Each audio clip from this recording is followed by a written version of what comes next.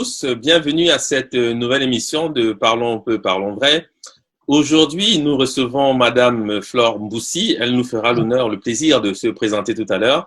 Mais avant de poursuivre, je souhaiterais donc passer la parole à Sandra. Sandra. Bonjour, chers téléspectateurs, auditeurs de la plateforme Parlons peu, parlons vrai. Nous sommes encore heureux d'être avec vous aujourd'hui et pour toujours partager la belle actualité, pas toujours belle, que vit notre pays en ce moment.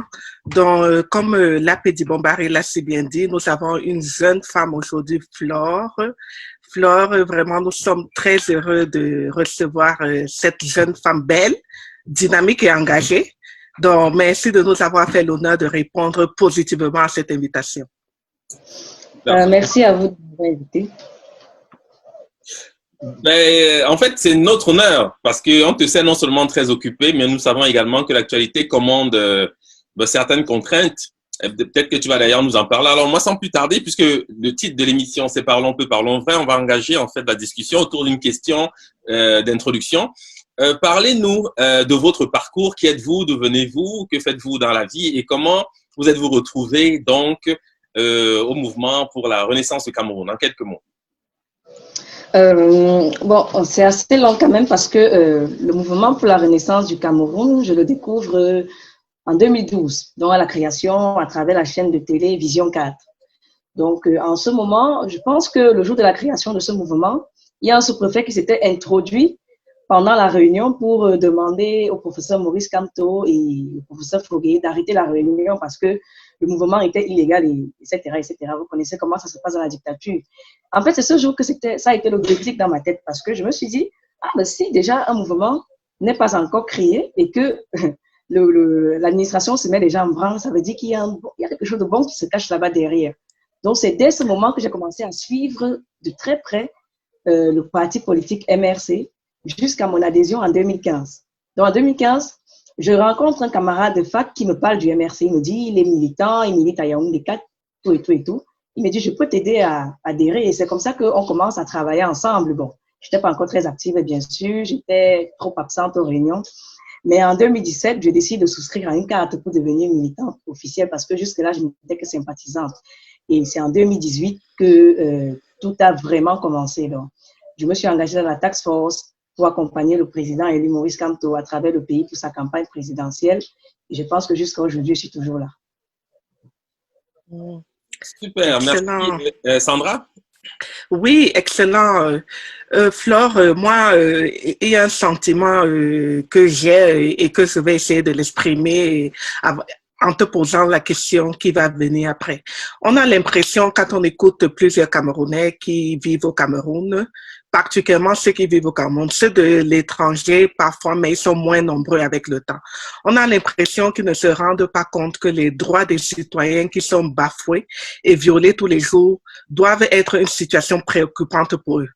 Parce que, pourquoi? En fait, c'est aussi leurs droits qui sont bafoués. Les gens vivent dans des conditions déplorables, parfois sans eau potable ni lumière, mais ne semblent pas aspirer à une vie meilleure. On a l'impression de vivre dans un monde égoïste où chaque personne ne vit que pour lui et sa famille et on ne se soucie pas trop de son voisin. Sinon, comment peut-on expliquer qu'on n'arrive pas à trouver une solution véritable à la guerre fratricide qui sévit déjà depuis 4 ans en Ozo? Donc, pourquoi est-ce que je le dis? Parce que l'heure est grave et bien heureusement, il y a des gens comme vous qui ont eu le courage de se lever et de dénoncer cet état de fait. Ma question est la suivante donc. Comment en êtes-vous arrivé à ce point où vous vous êtes dit que garder le silence serait complice et qu'il fallait agir et s'impliquer pour susciter un changement? Et il y a une autre question qui suit tout juste après, toujours dans le but de rebondir à ce que vous allez dire. Est-ce que vous avez vécu des expériences personnelles, particulièrement, je veux dire personnelles, qui vous ont incité à devenir la femme engagée que vous êtes aujourd'hui? Bon, déjà, pour répondre à la première question, le déclic, comme je le disais tantôt, ce n'était pas en 2012. J'ai eu ce déclic, je pense, en 2008, avec les émeutes de la faim. Je faisais la classe de seconde quand j'ai vu des gens se lever et commencer à réclamer la baisse des prix des denrées alimentaires, donc des trucs assez basiques pour la vie humaine. J'ai vu la répression sauvage du régime Biya se mettre en exergue, sous mes yeux, parce que j'étais en seconde, ça veut dire que j'avais déjà l'âge de raisonner. Parce avant ça, ce sont mes parents qui me racontaient toujours comment ça s'était passé en 1992 avec les villes mortes et tout ça. Donc, moi, je n'avais jamais réellement vécu la dictature, donc la pratique de la dictature proprement dite sur le terrain. Comment?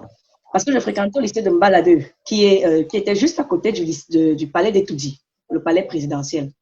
J'ai vu comment on avait tabassé des jeunes, on les avait arrosés avec du gaz, on avait brûlé des éléments du bois qui étaient devant le lycée, avait brûlé et on exigeait que ces gars se lavent avec. Donc, se lavent avec ces trucs qui se fait. Et tout ça se passait sous mes yeux.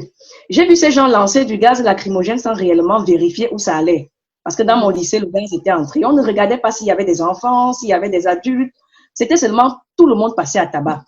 Et ce jour-là, je me suis dit dans ma tête que, mais pourquoi si un homme sait qu'il est légitime, il a besoin de faire tout ça? Si les gens se sont levés pour demander juste que le prix du pain baisse, il ne sert à rien de les tabasser ou de les brûler ou je ne sais pas trop quoi. Il suffit juste de satisfaire leur doléance.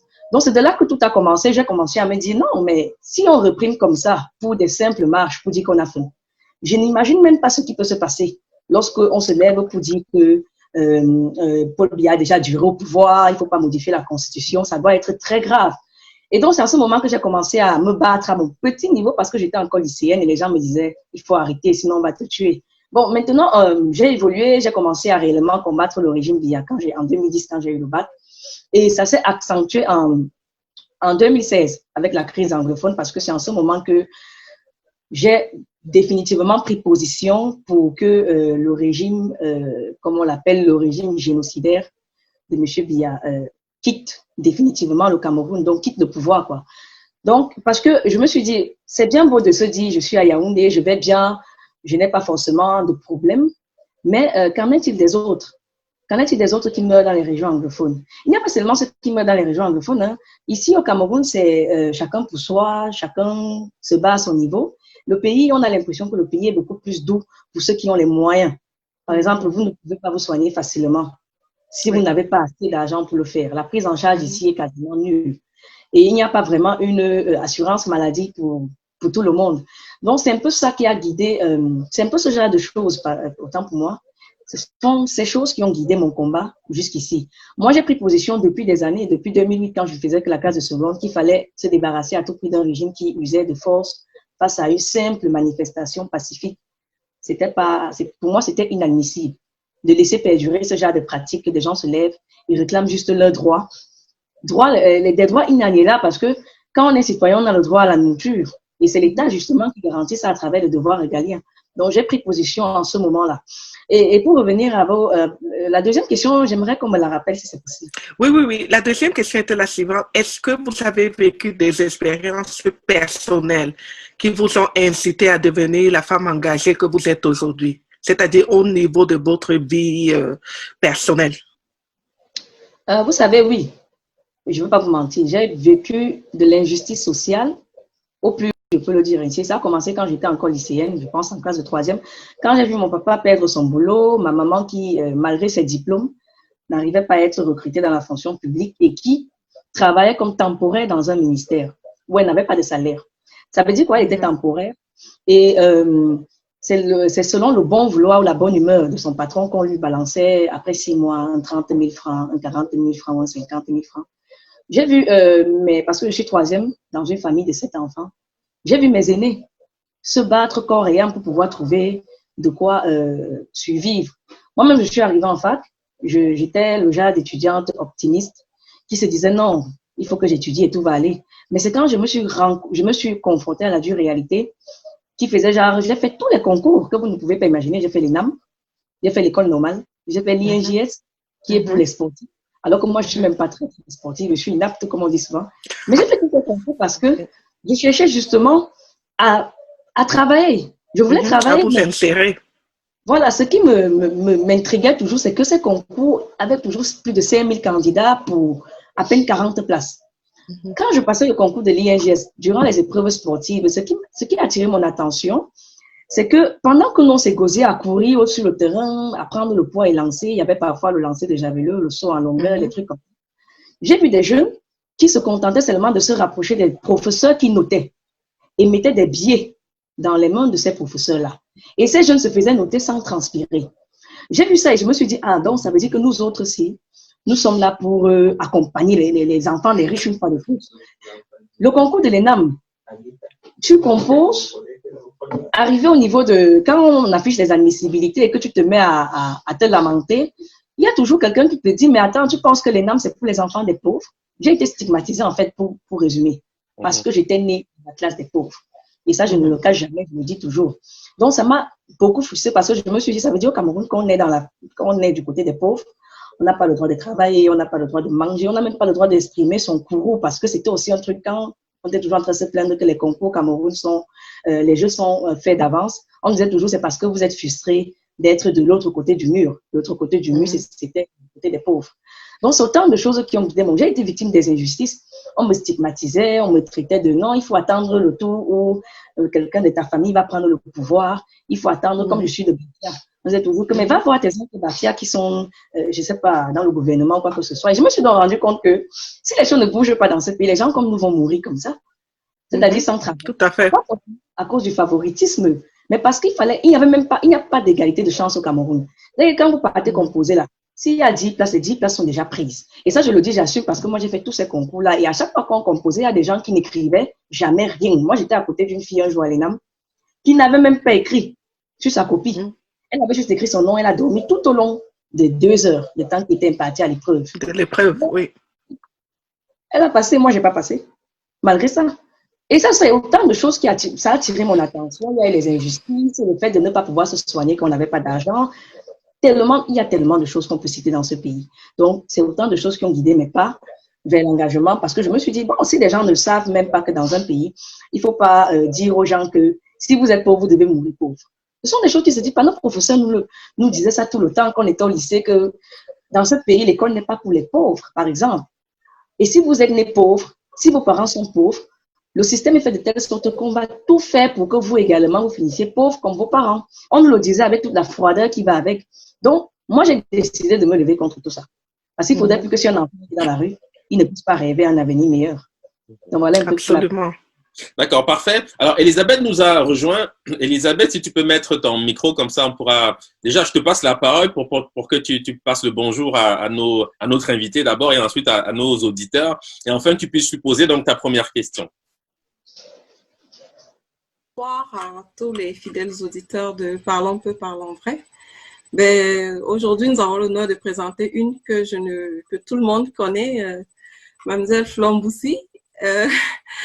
Je pense que les Camerounais ont un adage qui dit que tout le monde veut être Flore, mais personne ne veut passer par là où elle est passée. Je ne sais pas si vous la connaissez, cette phrase que j'ai souvent vue sur les réseaux sociaux. Voilà, à un moment donné. Alors, ma question pour vous, Flore, vous avez même pas 30 ans encore, hein, si mes informations sont bonnes. Vous êtes vraiment toute jeune et vous êtes une femme en plus. Vous avez déjà, à votre jeune âge, un parcours vraiment atypique pour une Camerounaise, parce que nous savons que la politique camerounaise, le pouvoir est réservé aux grabataires.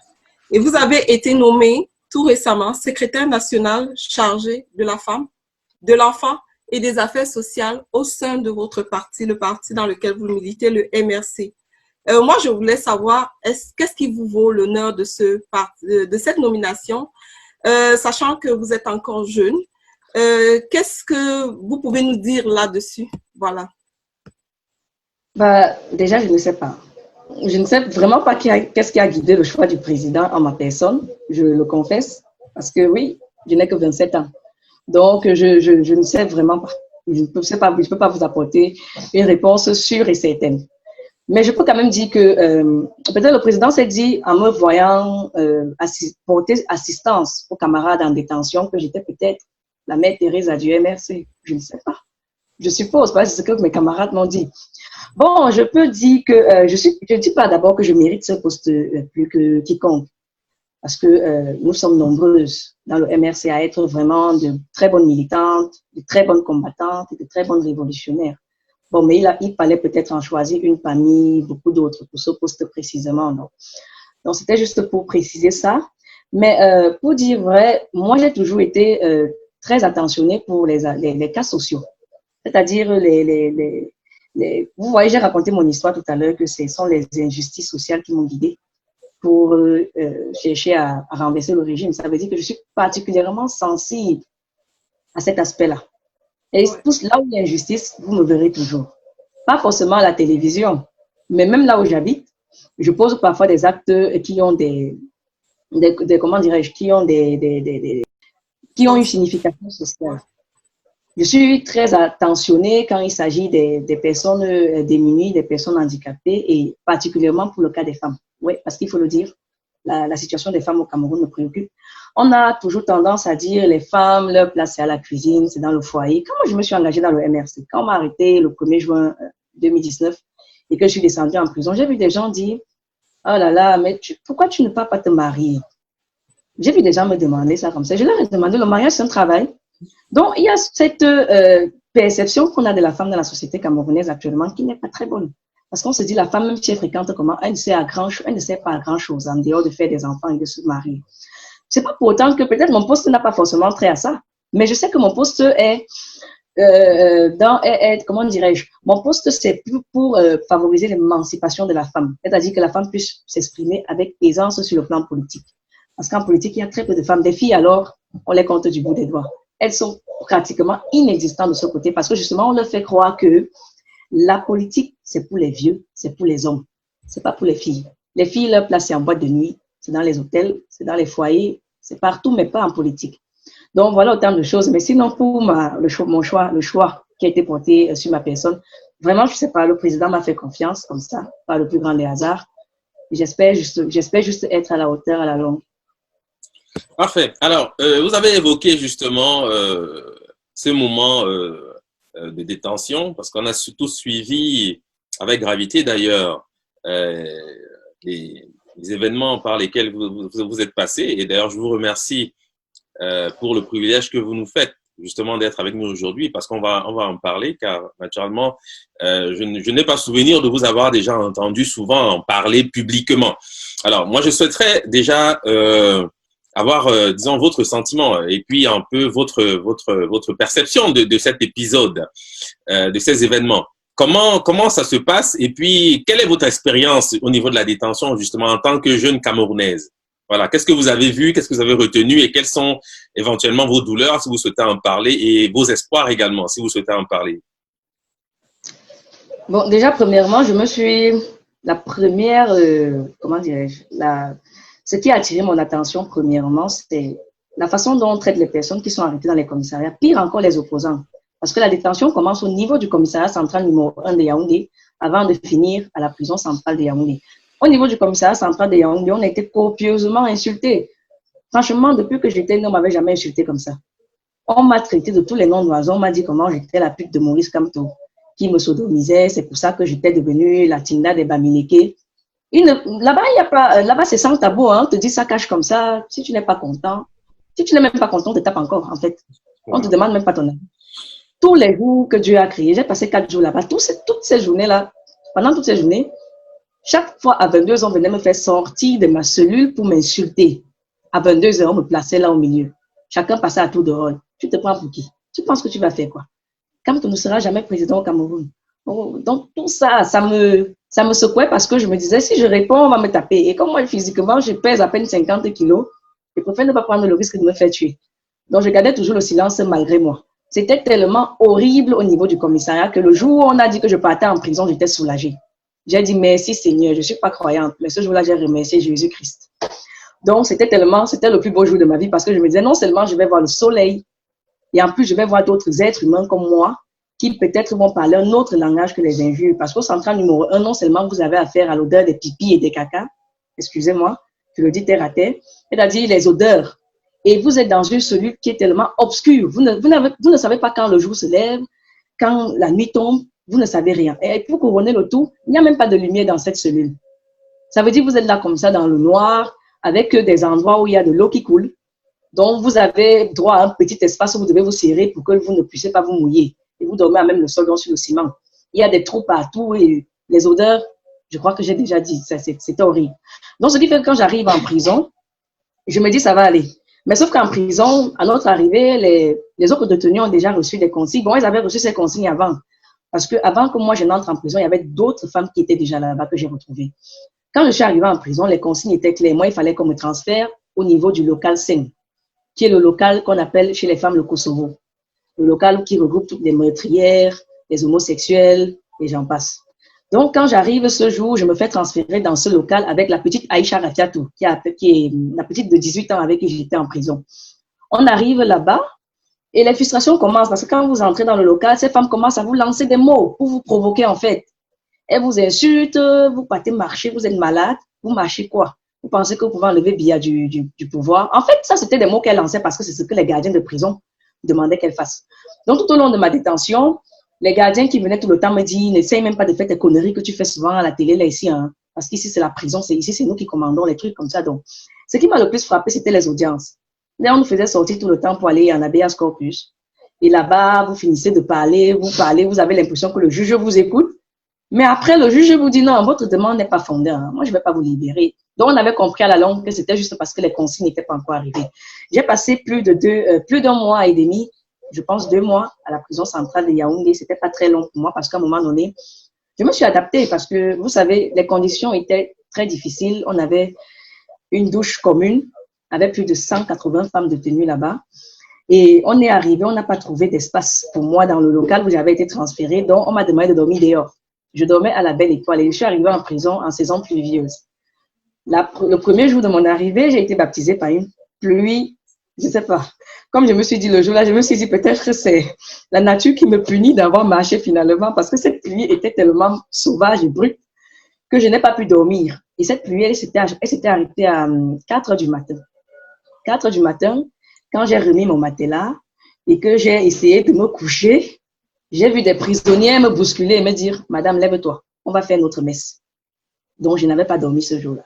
Je me suis levée, j'ai pris place sur une chaise, j'ai mis les mains comme ça, j'ai essayé de mettre mon drap comme je pouvais et j'ai essayé de dormir en étant assise. Et j'ai dormi dehors tout au long de ma détention. C'est peut-être 6 jours avant ma libération que j'ai été affectée à l'intérieur de mon local. Parce que celle qui était notre chef local, on l'appelait la mère locale, a eu pitié de moi parce qu'elle me voyait dormir dehors. Tout le temps, j'étais malade. Tout le temps, j'étais malade parce que la fraîcheur, tout ça, ça me blessait la gorge. Donc, j'avais de l'angine constamment, la fièvre et tout ça. Donc, je suis même allée une fois à l'infirmerie de la prison pour poser mon problème au médecin que je suis malade et tout.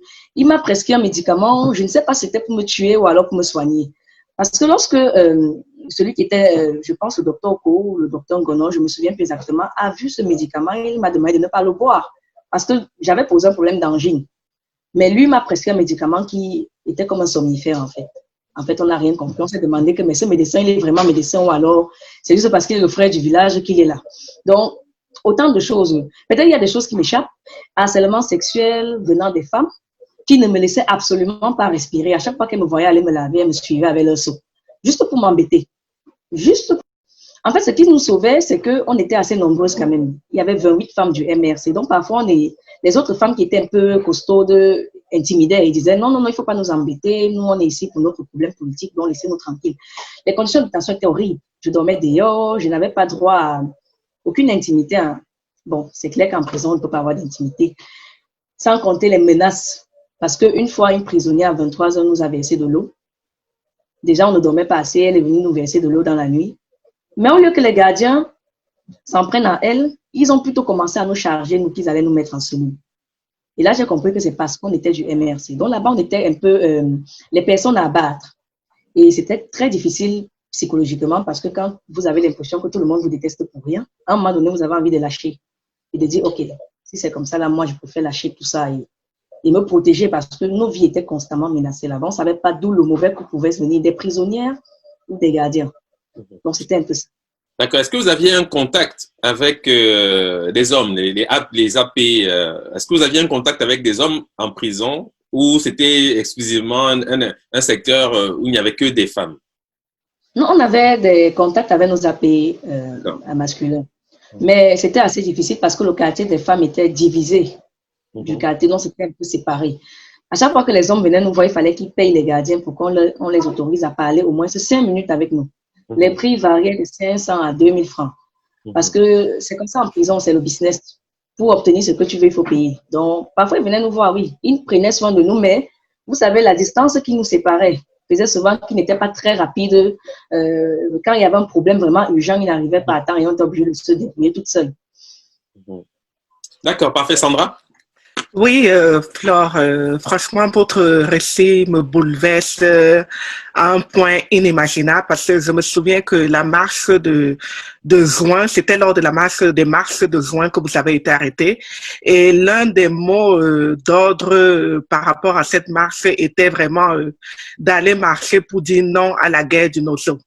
Et le fait de le faire, que vous vous retrouviez dans ces conditions, je ne peux même pas imaginer ce qu'il en est des autres après, comme Mamadou Mota et autres qui ont été aussi arrêtés en même temps que vous. Donc, ça me brise le cœur et ça me fait vraiment mal parce qu'en fait, vous marchiez même pour demander la paix dans ce pays et vous vous êtes retrouvés comment est-ce que je peux dire, vous vous êtes retrouvés embastillés, vous vous êtes retrouvés meurtris, alors que vous demandez justement la paix.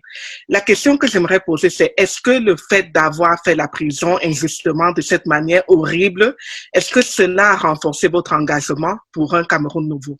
Ou est-ce que cela vous a brisé? Je connais même en fait la réponse, mais je la pose quand même.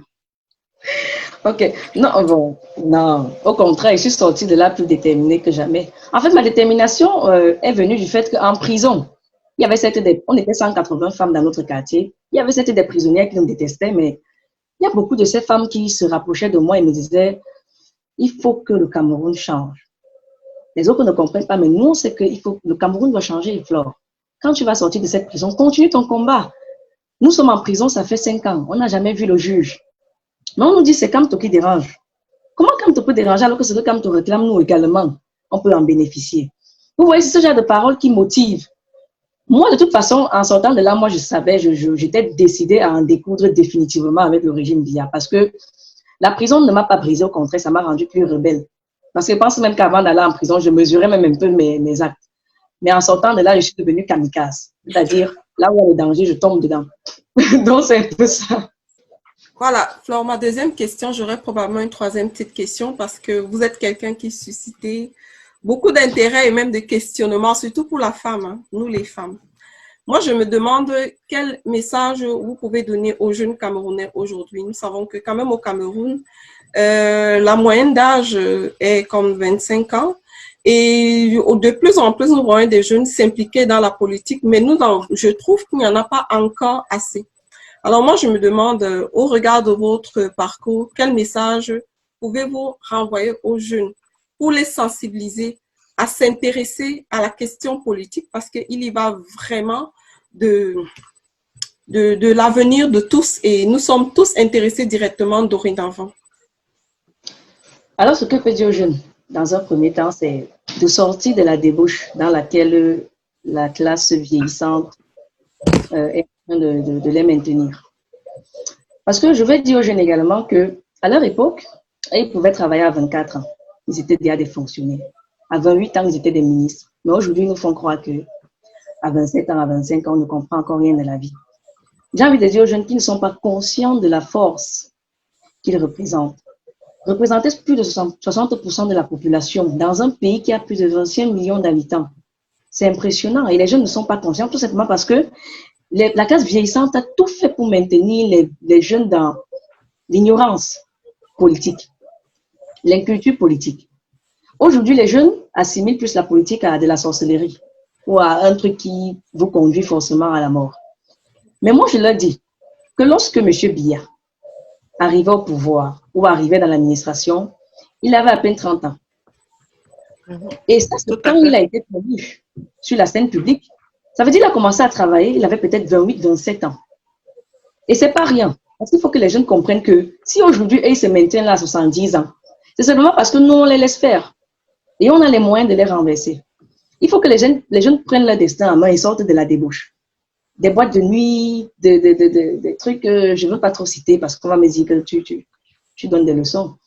Mais les jeunes doivent prendre conscience de leur force.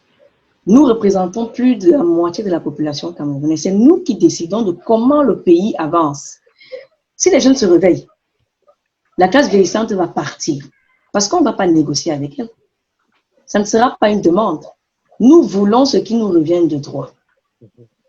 Je n'ai pas grand-chose à ajouter parce que je pense que des discours à la jeunesse, on en fait tellement tous les jours. Moi, je veux juste qu'ils prennent conscience que celui qui les maintient dans cette précarité-là, lui-même a commencé à travailler à moins de 30 ans. Donc, il est inadmissible qu'ils leur fassent croire qu'eux, ils ne peuvent pas travailler à moins de 30 ans, qu'ils ne peuvent pas devenir président de la République à moins de 30 ans. C'est inadmissible.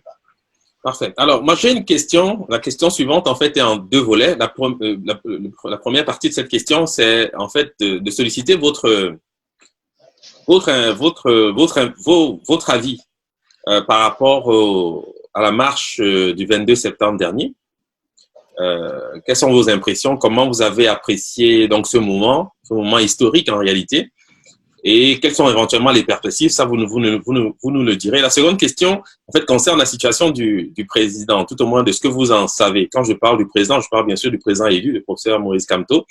Est-ce que vous pouvez nous dire, en gros, ce que vous savez de la situation actuelle? Parce qu'il semble de cacophonie, on ne sait pas trop quel est le statut juridique qui suscite qu'il soit interdit de mouvement. Donc, je souhaite savoir, en fait, on souhaite avoir votre lecture de la situation et éventuellement des informations, si vous en avez, vis-à-vis de cette question. Bon, déjà, pour la première question, mes impressions, comme d'habitude, pour moi, la marche du 22 a été un très gros succès. À Bafang, à Douala, même si à Yaoundé, elle a été stoppée avant qu'elle ne prenne vraiment de l'ampleur. Mais on a quand même vu une ville de Yaoundé militarisée à souhait. C'est-à-dire, c'était la veille de la marche, il y avait des chars, des Mami Wata, comme on appelle ici, des policiers, des gendarmes versés dans tous les carrefours. On a quand même vu tout ça. Parce que vous savez, le but du marche n'est pas forcément que le premier jour de la marche, on renverse M. Biya. Mais c'est de montrer également au monde entier le visage de la dictature camerounaise. Et on a vu cette dictature en branle le 22. Absolument. Par exemple, à Yaoundé, la marche a été dispersée.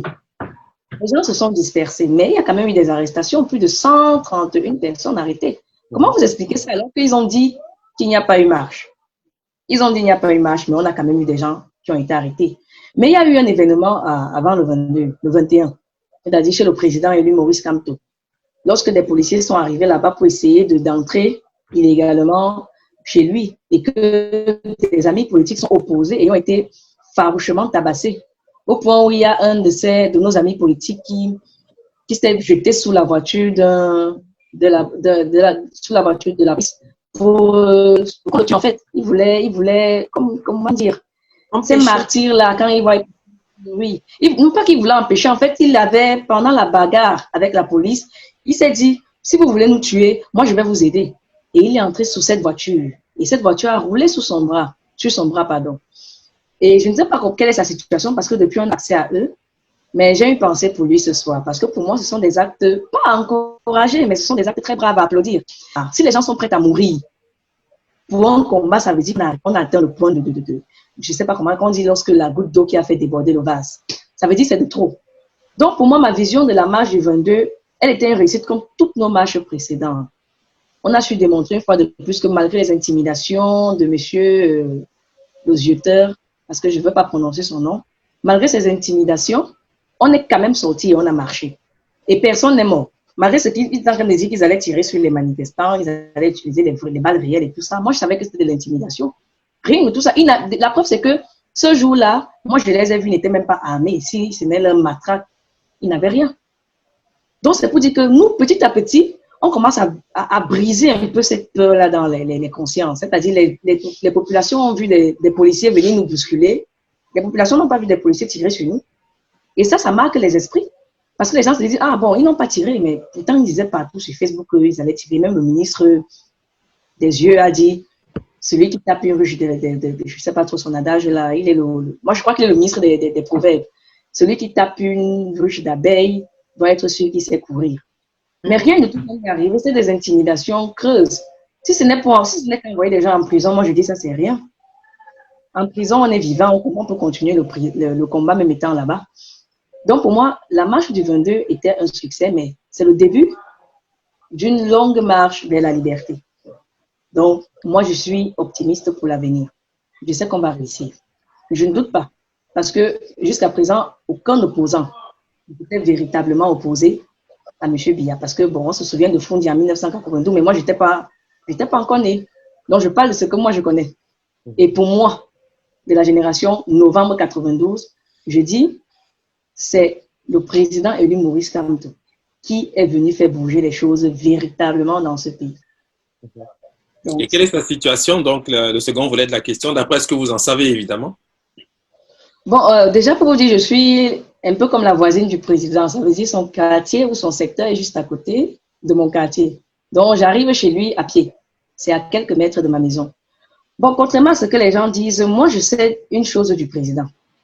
Je ne vais pas parler avec assurance. Mais j'ai observé le président depuis 2018. Le président élu a toujours eu des policiers et des gendarmes devant sa maison. Même lorsqu'il sortait le 6 novembre pour aller faire son discours à Loncac, on avait entouré sa maison, mais il est sorti. Même lorsqu'il voulait faire son meeting en novembre 2019, sa maison était entourée, mais il est sorti. Ce que je veux dire, ce n'est pas que le président fait exprès de rester chez lui, non. Ce que je veux dire plutôt, c'est que les gens ne doivent pas dire que le président est... que les militants sont incapables de délivrer le président. Non. Le président, en fait, n'a pas donné le mot d'ordre. Et vous savez, dans un parti, on fonctionne selon la discipline. On ne se lève pas, on prend des actes isolés. On fonctionne selon la discipline de notre leader. Maintenant, sa situation juridique, ce n'est pas une situation juridique parce que, vous savez, on vit dans une dictature où les gens manipulent la loi à leur guise. Et le jour où on se lève, on dit, bon, ok, comme Maurice Kamto, il veut prendre mon pouvoir, je vais créer un truc là et je vais dire qu'il est en résidence surveillée. Mais ça n'a absolument rien de juridique parce qu'il n'y a aucun acte qui a été signifié au président que voilà, vous êtes en résidence surveillée. Lui-même, il a dit dans son interview à Equinox. Il n'y a vraiment, et moi, je suis juriste quand même de formation, j'ai essayé de réfléchir, j'ai ouvert le code pénal, j'ai essayé de voir même la constitution du Cameroun. Je n'ai pas vu où c'est autorisé qu'on enferme quelqu'un comme ça chez lui sans motif légal. Donc, pour moi, c'est un kidnapping en fait. Ça n'a rien de juridique, ça n'a rien de légal, c'est un kidnapping. Mais un kidnapping un peu différent parce que le président, il est chez lui. Donc, ces gens, une fois de plus, nous montrent que nous vivons sous une dictature et donc c'est la dictature qui décide de faire ce qu'elle veut, quand elle veut. Donc, c'est ça. Parfait. Sandra? Oui, Flore, tout à l'heure, vous avez dit que même les femmes que vous rencontrez en prison étaient aussi pour ce combat parce que elles s'attendaient depuis longtemps même de voir un juge. Donc, il y a beaucoup qui ont déjà pris conscience qu'il y a un gros problème dans ce pays, ça c'est certain. Il y a beaucoup qui savent que ça ne va pas parce que la plupart des personnes, quand on les rencontre au Cameroun, même quand ils appellent ici, ils se plaignent. Il y a toujours des plaintes parce qu'on sent bien qu'il y a un dysfonctionnement au niveau du fonctionnement de ce pays, c'est-à-dire de la gouvernance de ce pays. Donc, moi, ce que j'aimerais, c'est que voir des femmes engagées comme toi, comme vous, c'est vraiment difficile. Beaucoup expriment ce besoin de changement, mais n'arrivent pas à prendre les devants, c'est-à-dire à surmonter cette peur et de se mettre comme vous à Mondo Vision pour parler de cela. Comment est-ce que, d'après vous, on peut arriver à décoincer ces femmes pour qu'elles puissent vraiment prendre les devants et vraiment exprimer aussi leur frustration? Parce que vous en êtes arrivé à là, comme vous avez dit, vous n'avez plus peur. Au contraire, même la prison vous a même encore reconforté dans cette position de dénonciation de ce régime État. Donc, comment est-ce qu'on peut arriver vraiment à trouver vraiment je veux dire, à décoincer cette peur-là qui règne encore auprès de beaucoup de jeunes femmes, de mamans même, qui pensent que le Cameroun doit changer, mais n'arrivent pas encore à prendre les devants? Vous savez, moi, je vais vous dire, il n'y a pas de solution miracle. On sensibilise comme on peut, mais je pense que l'engouement est personnel. Ça veut dire que c'est chacun qui doit se dire, il est temps pour moi de me lever. Parce que moi, je dis toujours, je prends toujours l'exemple sur moi. Je suis une fille, mais je me suis levée. Personne n'est venu me tenir la main pour que je me lève et que je vienne entrer au MRC ou pour que je me lève et je commence à combattre le régime Biya. Personne ne m'a tenu la main. Je me suis levée de mon propre chef. Bon, quand je le dis, ce n'est pas pour juger ces femmes qui restent inertes, mais c'est pour dire que nous sensibilisons vraiment. Nous sensibilisons. Je pense qu'on a même déjà utilisé tout le français qu'on pouvait utiliser pour faire comprendre aux femmes que c'est important. Elles nous soutiennent. Beaucoup nous soutiennent, mais derrière, ça reste tout c'est ça, justement. caché. Moi, je dis, c'est un processus qui est très long. Vous savez, ça fait quand même 38 ans. 38 ans que M. Biya est là. Et il a eu le temps de bien asseoir son autorité psychologique sur les populations. Vous savez, ça a été un long processus parce que ce n'est pas maintenant qu'il commence à poser des actes de bavure de façon illégale et antidémocratique. Il a commencé en 1991 lorsqu'il a supprimé la liberté d'expression. Il a tué des étudiants. Tout le monde le sait. Moi, je n'étais pas encore née, on me l'a raconté. Donc, c'est un peu ça qu'il a fait. Il a passé son temps à réprimer de façon sauvage, à tuer parfois dans le silence. Et même ces femmes le savent. Donc, il y a donc ce travail qu'il faut faire. Il faut amener ces femmes à comprendre, par exemple, que ce que M. Biya avait pu faire en 2008 ou en 1992, il ne peut plus le faire maintenant. Parce qu'il y a les réseaux sociaux, il y a les ONG, il y a les droits de l'homme qui sont beaucoup plus répandus maintenant et qui sont un peu implantés partout dans le monde et même au Cameroun. Il y a des mécanismes de protection qui font en sorte que même si elles sont victimes un jour de ces bavures-là, elles peuvent être protégées. Il faut faire comprendre à ces femmes, bien sûr, on ne va pas leur cacher la vérité. Hein. Quand on combat une dictature comme celle de M. Biya, c'est à nos risques et périls, on peut perdre la vie. C'est clair et net, parce qu'il faut dire la vérité quand même. Mais la différence, c'est que si quelqu'un pouvait mourir pour un combat comme celui-ci, en 1991 dans l'anonymat, aujourd'hui, ce n'est plus le cas. Tout le monde, Samuel Ouazizi par exemple, tout le monde s'est levé pour réclamer justice pour Samuel Ouazizi. Et vu qu'on part du principe que tout le monde doit mourir, personne ne va rester. De toute façon, on va mourir. Donc, il faudrait mourir pour la bonne cause. En sachant pertinemment que même si je meurs, justice sera faite. Parce que les yeux du monde sont braqués, les réseaux sociaux sont là, même si leur chaîne appelée CATV couvre les bavures et tout, on a quand même des chaînes de notre côté comme Equinox. Et peut-être des chaînes comme STV et Canal 2. Donc, nous parlons à ces femmes quotidiennement. Ce n'est pas facile, c'est un long processus. Si elles ont passé 38 ans comme ça dans l'inertie, je pense on peut parler comme ça pendant 2 ou 3 ou 5 ans avant qu'elles ne se réveillent véritablement. Donc, moi, je ne suis pas vraiment pressée. Vous allez trouver ça étrange. Je ne me presse pas parce que je sais que les bonnes choses tardent à venir. Oui. Alors, est-ce que je dois dire madame ou mademoiselle Flomboussi? Mademoiselle. Okay. Nous sommes dans une émission Parlons peu, parlons vrai. Vous êtes jeune. Hein? Et il y a quelques semaines, quand nous annoncions votre émission, j'ai eu 2 ou 3 petits messages. Je suppose que vous riez. La question va revenir. Est-ce que vous êtes un cœur à prendre? Non. Non, malheureusement. Voilà. Malheureusement. Je peux déjà me tourner vers eux. D'accord. Parfait. Alors, moi, j'ai en fait une question qui concerne la situation actuelle. On a vu, vous l'avez dit, se déployer donc la police du régime contre les marches du 22 septembre dernier. Et nous avions reçu ici, il y a quelques semaines, Monsieur Biboun Issac, qui est, comme vous le savez, le conseiller et porte-parole du président élu, professeur Moïse Kamto. Est-ce que vous avez des nouvelles? Parce que, bien honnêtement, nous sommes inquiets un peu d'ici. Nous n'avons pas nécessairement la proximité qui permettrait de nous rassurer quant à sa situation, tout au moins sanitaire.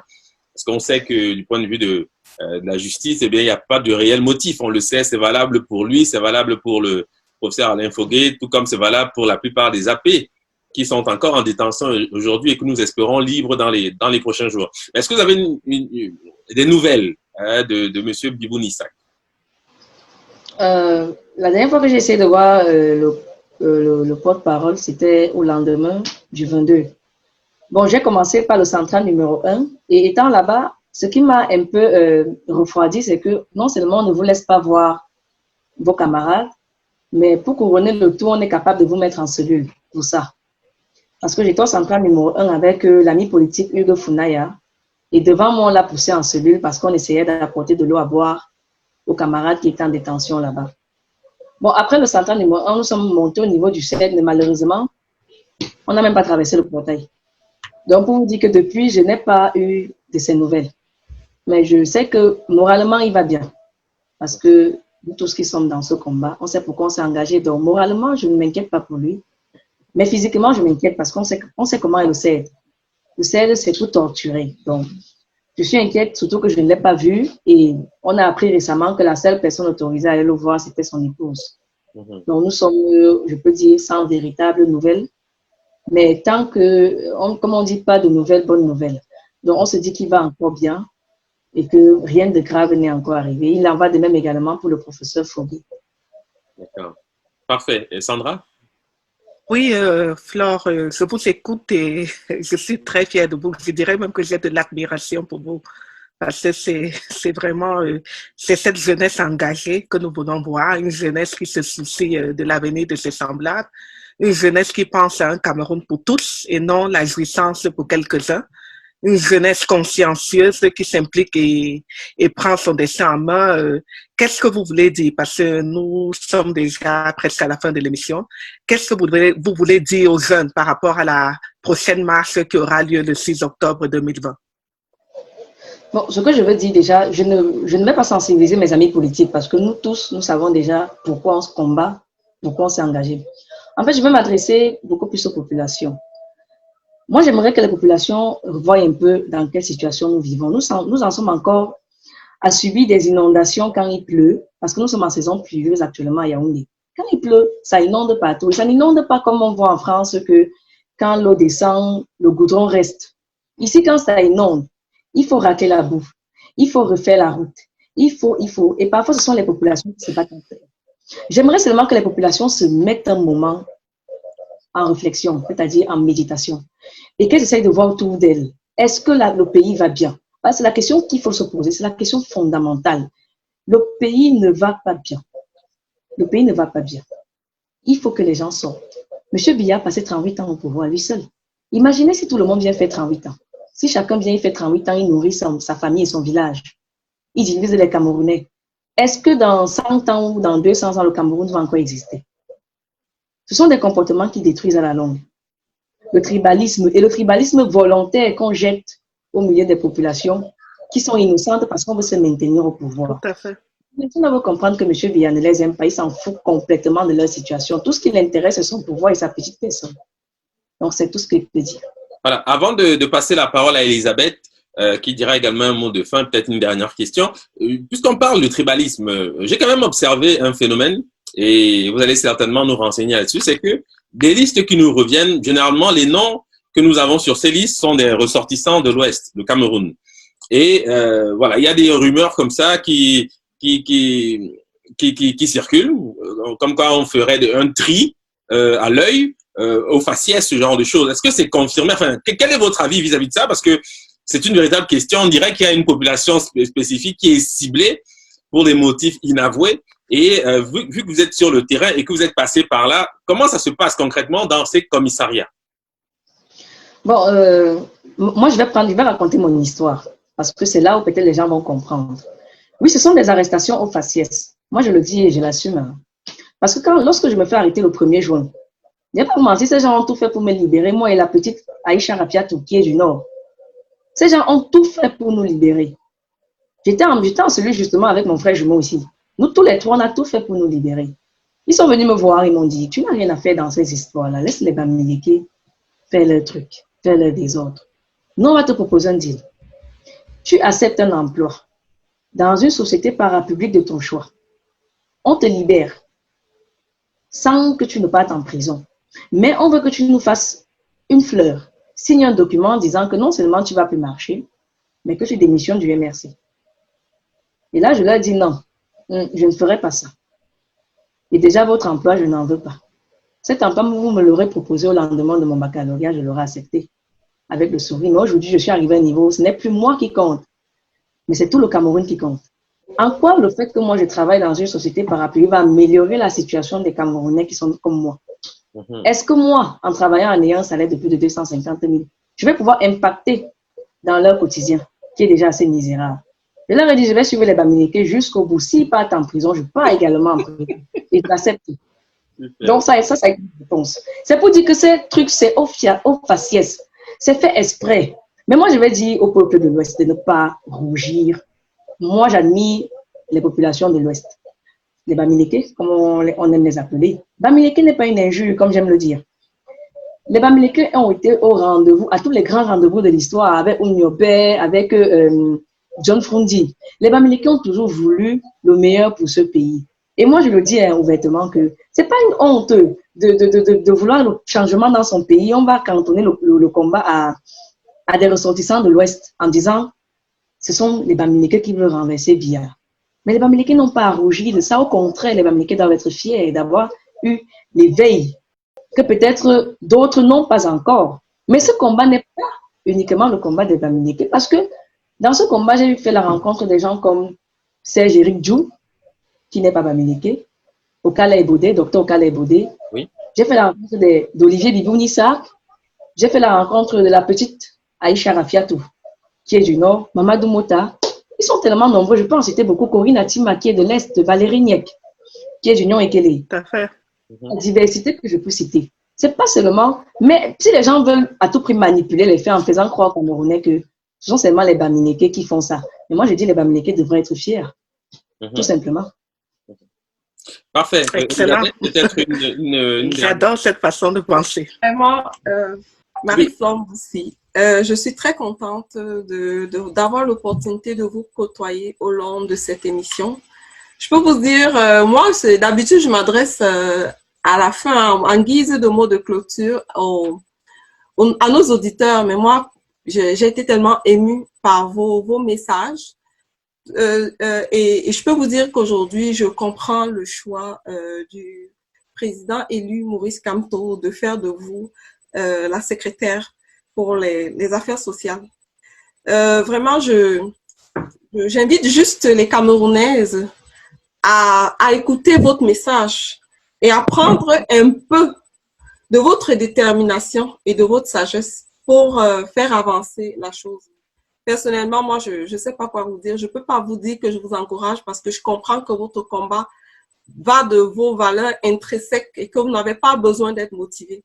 Mais je veux juste vous transmettre toute mon admiration. Je suppose que les femmes de la diaspora, comme moi, sont éblouies et ébahies par votre personne. On veut toutes être des Marie-Flore Boussi. Mais on n'est pas sûr de vouloir passer par la case prison.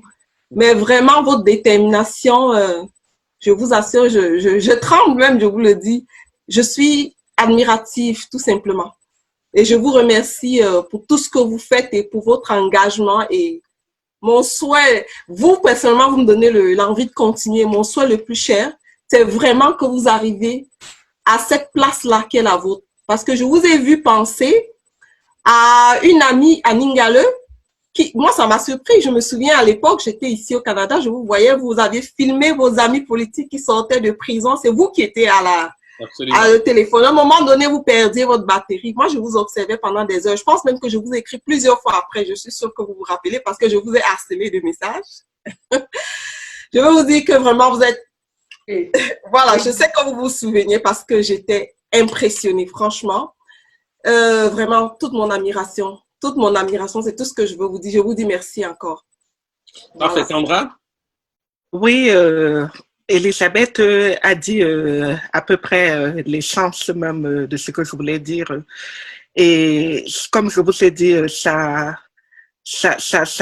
démontre encore que vous êtes une jeune femme dynamique et engagée, qui est soucieuse du devenir de son pays, et c'est quelque chose de très admiratif. C'est quelque chose qu'on doit admirer, c'est quelque chose qu'on doit porter avec fierté, et nous sommes très fiers de vous. Donc, je suis même encore doublement fière quand je vois des jeunes femmes comme vous mener ce combat pour ce Cameroun nouveau que nous revendiquons. Donc, moi, tout ce que je veux dire, c'est que femmes du Cameroun, vivant au Cameroun et ailleurs, prenez l'exemple de Flore et levez-vous le 6 octobre 2020 pour revendiquer vos droits, le droit à un Cameroun pour tous vos enfants, à une qualité de vie décente, le droit à l'éducation pour tous, le droit à la santé pour tous, le droit à un état de droit et le droit à votre souveraineté. Donc, moi, c'est ce que j'avais à dire pour la fin de cette émission. Parfait. Alors, moi, je souhaiterais simplement, premièrement, vous féliciter en tant que seul homme de ce plateau. Donc, je me ferai le porte-parole des hommes conscients et qui appellent un Cameroun nouveau, un Cameroun meilleur pour nous-mêmes et pour nos enfants. Vous félicitez pour votre engagement. Vous êtes une grande Camerounaise, de celles que chantent nos poètes, de celles que chanteront les générations qui viennent. Vraiment, je le dis, j'ai des frissons, tellement je suis impressionné. Vous êtes une jeune femme, mais grande dans vos actions. Et j'espère réellement que les jeunes Camerounaises et les jeunes Camerounais, puisque de toutes les manières, c'est un message universel, prendront exemple sur votre engagement, sur l'amour que vous avez pour ce pays et surtout pour ce peuple. Car naturellement, le Cameroun, c'est d'abord un peuple. Et nous souhaitons vraiment que vous ayez du succès dans les démarches, les responsabilités qui sont les vôtres. Et voilà, je n'ai qu'un souhait, c'est pouvoir vous serrer la main un de ces jours, malgré la distanciation sociale que nous impose le Covid. Voilà, parce que c'est encore une réalité. J'ai également vu vraiment votre engagement pendant la campagne Survie. Vous étiez régulièrement en compagnie du président. Enfin, il y a tellement de choses qu'on pourrait dire. Réellement, moi, je vous félicite. Hein. Je n'ai que que quelques mots comme ça à dire, mais ce n'est rien en comparaison de tout le bien que je pense pour vous. Et je vous passe la parole pour donc conclure cette émission. Voilà, merci beaucoup. Merci à tous. Vraiment, merci de m'avoir donné l'opportunité de m'exprimer sur votre plateforme. Vous savez, ça faisait assez longtemps que je ne m'étais plus exprimée nulle part parce que j'ai un peu rompu avec les médias pour justement me concentrer sur le terrain, pour pouvoir être plus proche des populations afin d'accentuer le combat. Donc, merci. Et pour le mot de la fin, je vais juste rappeler que le combat que nous menons n'est pas la seule affaire du MRC. C'est d'ailleurs pour ça que nous avons fait des coalitions avec d'autres partis et d'autres personnages de la société civile. Ce combat, le MRC le porte juste, le MRC l'a juste initié, mais c'est le combat de tous. C'est le combat de tous les Camerounais. Donc, tous ceux qui veulent nous rejoindre, n'ont qu'à nous rejoindre. Il ne faut pas que les gens s'enferment en disant, moi, je ne fais pas la politique, c'est pour ça que je ne vais pas rejoindre. Non, ce n'est pas un combat politique. Je crois que nous avons traversé cette étape. Si nous étions encore dans le combat politique, nous serions allés aux élections pour prendre à peine 10 ou 5 places de députés, je ne sais pas trop, mais nous avons traversé ça. Nous sommes dans le combat pour un nouveau Cameroun, pour une troisième république, et la vraie. Donc, c'est tout ce que je peux dire. Excellent, excellent. Merci. Donc, alors, cette émission arrive à son terme. Nous vous remercions de nous avoir fait l'honneur de nous suivre durant cette heure. Merci encore une fois à Madame Flore Mboussi, qui nous a effectivement fait l'honneur de ce temps, car nous la savons très, très occupée. Nous vous donnons rendez-vous dans une semaine, même lieu, même heure. Merci et à bientôt. À bientôt. Merci. Merci.